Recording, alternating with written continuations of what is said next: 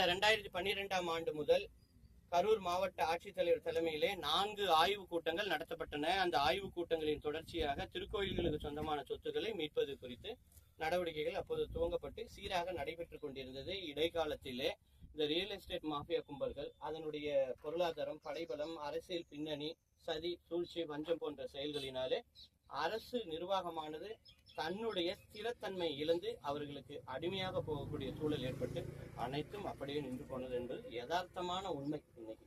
ஏன்னா எந்த விதத்துல எந்த இடத்துல பணம் அதிகமா பழங்குதோ அவருக்கு எல்லாத்துக்கும் அடிமையாகி பெரும்பாலானோருக்கு பழக்கம். அதுல ஏறக்குறைய எல்லாருமே அடங்கியிருக்கிறாங்கிறது தான். ஆனா இதனால உண்மையில பாதிக்கப்படுறது யாருன்னா அப்பாவி பொதுமக்கள். குருவி சேர்க்கிற மாதிரி சிறு சிறு தொகையா சேர்த்து தங்களுடைய குடும்பத்துக்கு அல்லது தங்களுடைய மகளுக்கு ஏதோ ஒரு வீட்டை வாங்கலாம்னு சொல்லிட்டு அவங்க அறியாமல் போய் கோயிலுடைய நிலங்களை வாங்கிட்டு மிகவும் பாதிக்கப்பட்டிருக்கிறாங்க.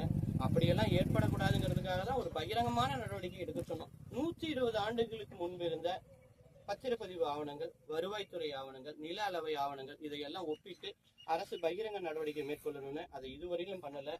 இனிமேலாவது அந்த இனாம் தூய பதிவேடுன்னு அனைத்து மாவட்ட ஆட்சித்தலைவர் அலுவலகங்களும் தவறாமல் இருக்கும். அந்த பதிவேட்டை ஒப்பிட்டு இதெல்லாம் முன்னாடி திருக்கோயிலுடைய பெயர்ல இருந்துச்சுன்னு வெளிப்படையா அரசை அனௌன்ஸ் பண்ணணும்னு சொல்லி வலியுறுத்தி கேட்டுக்கிறோம்.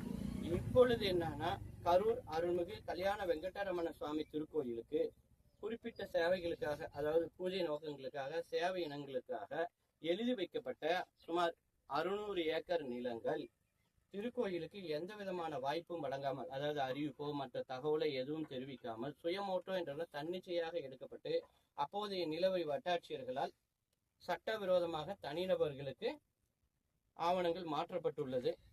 திருக்கோயிலுடைய சொத்துக்களை மீட்டெடுப்பதற்கு எந்த விதமான கால வரையறையும் இல்லாததால் அவைகள் அனைத்தும் தற்போது நீதிமன்ற நடவடிக்கைகளின் தொடர்ச்சியாக மீண்டும் திருக்கோயில் வசம் கொண்டு வருவதற்கு இப்பொழுது நடவடிக்கைகள் துவங்கப்பட்டுள்ளது. எனவே கரூர் வாழ் பொதுமக்களாகட்டும் அல்லது மற்றவர்களாகட்டும் எக்காரணத்தை கொண்டு மூல ஆவணங்களை சரிபார்க்காமல் வாங்கி ஏமாற வேண்டாம் என்றுதான் வேண்டிக் கொள்ளப்படுகிறார்கள்.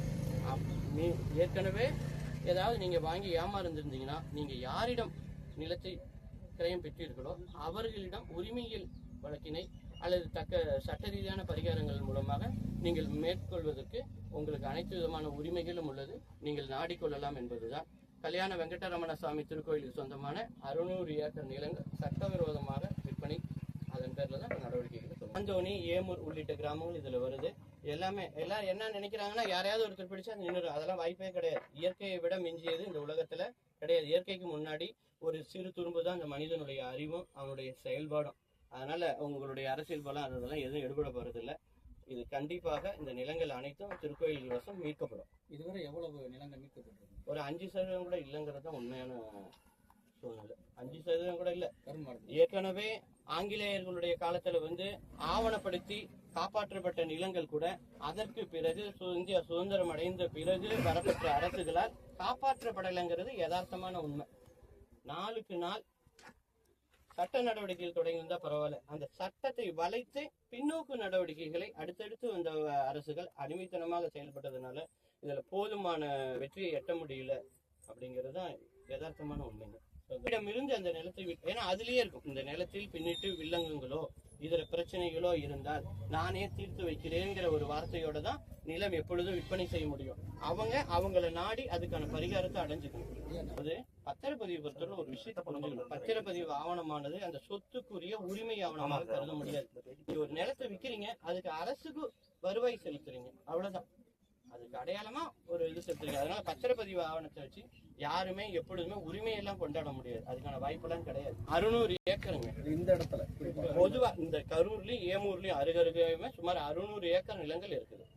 இல்ல மக்களை பொறுத்த வரையிலும், ஏன்னா அவங்க வியாபாரத்துக்காக பண்ணலாம் அல்லது அபிவிருத்திக்காக பண்ணலாம், அந்த செயல்களை நம்ம எதுவும் சொல்ல முடியாது. மக்கள் யாரும் வாங்கி ஏமாறக்கூடாதுங்கிறதா. நீங்க 120 ஆண்டுகளுக்கு பாருங்க, அதுல உங்களுக்கு திருப்தி ஏற்பட்டால் சட்ட ரீதியாக சரியா இருந்தா நீங்க வாங்கிக்கலாம் அப்படிங்கிறது தான். ஏன்னா கடந்த 120 ஆண்டுகளுக்கான ஆவணங்கள் ஒப்பிடும் பொழுதே தெரிஞ்சிடும் இது கோயில் இடம். உதாரணத்துக்கு பைசலாதி ரெஜிஸ்டர் இருக்குது, அந்த பைசலாதி ரெஜிஸ்டர்லயே கோயில் பேர் இருக்குது. இதெல்லாமே கோயில் அப்படின்னு சொல்லி இருக்குது.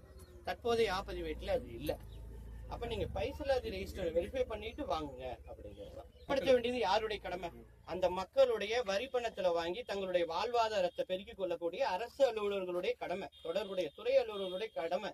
ஒரு தனி ஒரு மனிதனுக்கு உணவில்லையா ஜெகத்தினை எரித்திடுவோம் அப்படின்னு மகாகவி பாரதியார் சொல்றாருன்னா என்ன காரணம்னா அந்த தனி மனித உரிமை பாதிக்கப்படணும் அப்படிங்கிறதுக்காக சொல்றாரு, பாதுகாக்கப்படணுங்கிறதுக்காக சொல்றாரு இல்லையா. அப்ப அந்த பாதுகாக்கிறதுக்காக அரசு அந்த வேலை யாரு செய்யணும், அந்த விழிப்புணர்வை ஏற்படுத்த